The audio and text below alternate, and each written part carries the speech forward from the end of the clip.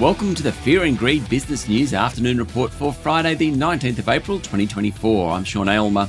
Every afternoon we've got the 5 stories that happened today that you need to know about. Story number 1. Reports that Israel has bombed Iranian military targets triggered fear in financial markets today, with equities falling, bond yields rising, oil prices shifting higher, and gold pushing beyond $2,400 an ounce. The Aussie dollar fell to a 5-month low today of 63.7 US cents. It remains just under 64 US cents. The S&P ASX 200 closed down 1% to 7,567 points. There were losses across the large caps. In fact, all 17 of the largest companies on the bourse ended lower, led down by Macquarie Group, Fortescue Metals and WiseTech Global. The 4 major banks dropped by 1% or more, as did Wesfarmers, Goodman Group, Woolies, Rio Tinto and QBE. For the full week, the market's down nearly 3%, meaning so far in 2024, notwithstanding the ASX 200 hit a record a few weeks back, the market is pretty much flat. Story number 2 is all about the strike I just mentioned, apparently by Israel on Iran. Reports at this point are sketchy, but US media organisations are saying an attack at a military base near Isfahan in central Iran took place. Isfahan is home to several military bases and facilities. A couple of significant things to note. The attack was not on a nuclear facility. The attack was relatively small. And, just as importantly, Iran is playing down what happened, giving the sense that it doesn't want things to escalate too much. Dubai-based carriers Emirates and Fly Dubai have diverted planes around western Iran as a result of the attacks. If you look at airspace in the region, it's relatively free of traffic right now.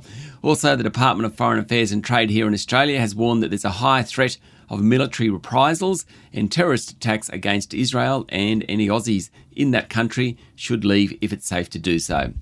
Story number 3, Prime Minister Anthony Albanese says social media firms must understand their responsibility to keep violent content off their platforms, and the government is ready to strengthen e-safety protections.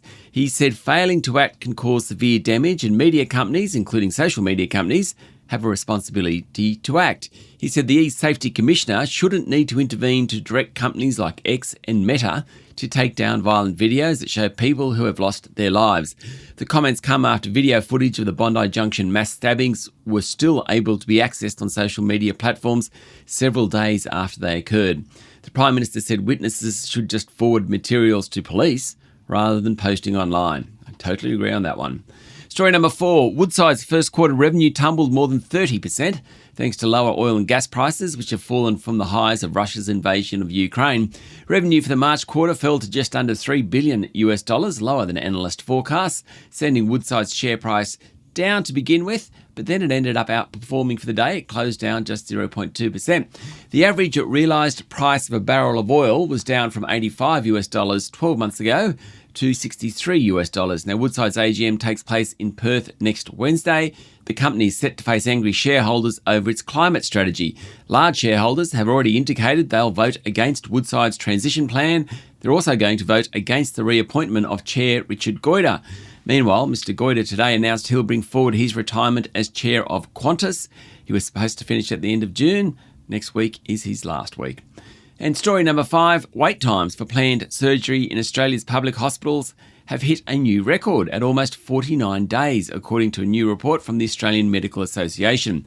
The AMA says Australians are now waiting almost twice as long, on average, for planned surgery compared to 20 years ago. The report also says emergency departments remain congested, and the proportion of people who complete their emergency presentation in 4 hours or less is just 56%. This is the lowest number since 2011, much worse than the pre-COVID days. According to the AFR, the report found the national proportion of individuals receiving Category 2 planned surgeries on time has fallen to its lowest point on record. Now, Category 2 surgeries, things like heart valve replacements, congenital cardiac defects, surgeries of fractures that won't heal on time, they're the sorts of things that the AMA says aren't cosmetic, they're not elective, they're actually needed, and long waits can cause serious pain and risks to patients. That's it for the afternoon report for Friday the 19th of April 2024. Don't forget to hit follow on the podcast and find Fear and Greed on LinkedIn, Instagram, X, TikTok and Facebook. Join Michael Thompson and I tomorrow morning for the Weekend Fast 5. I'm Sean Aylmer. Enjoy your evening.